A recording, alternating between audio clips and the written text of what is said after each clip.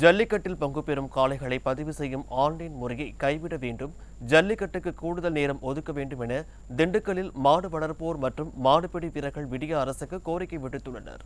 பொங்கல் பண்டிகைக்கு இன்னும் சில வாரங்களே உள்ள நிலையில் திண்டுக்கல் மாவட்டம் சிறுமலை அடிவாரத்தில் உள்ள சிவமுருகன் என்பவருக்கு சொந்தமான காங்கேயம் காரிக்காளை உள்ளிட்ட காளைகளுக்கு பயிற்சி அளிக்கப்பட்டு வருகின்றது. இந்த நிலையில் ஜல்லிக்கட்டு காளைகள் பங்கு பெற ஆன்லைன் பதிவு முறை மற்றும் குறைந்தபட்ச நேரம் ஒதுக்குவதால் 500 காளைகளை கூட அவிழ்க்க முடியாத நிலை ஏற்பட்டுள்ளது.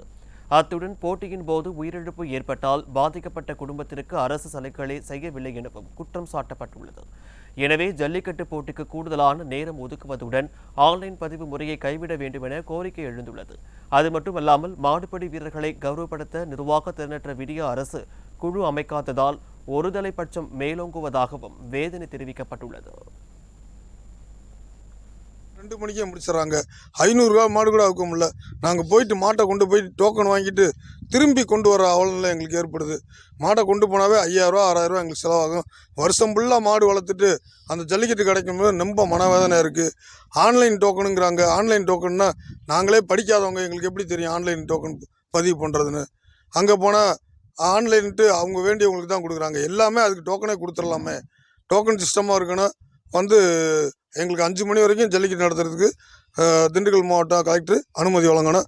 எங்கள் கோரிக்கையை அரசுக்கு வைக்கிறோம். ஜல்லிக்கட்டுக்கு போகும்போது நமக்கு ஏதாவது போய் மாடு பிடிக்கிறோம், வீர விளையாட்டுன்னு போகிறோம்.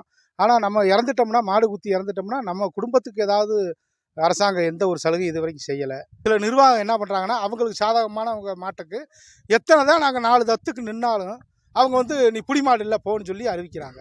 ஓடுற மாட்டுக்கெல்லாம் பரிசு நிறையா கொடுப்பாங்க. ஆனால் நாங்கள் வீரமாக பிடிக்கிற மாட்டுக்கு எங்களுக்கு பரிசை கொடுக்கறதில்ல.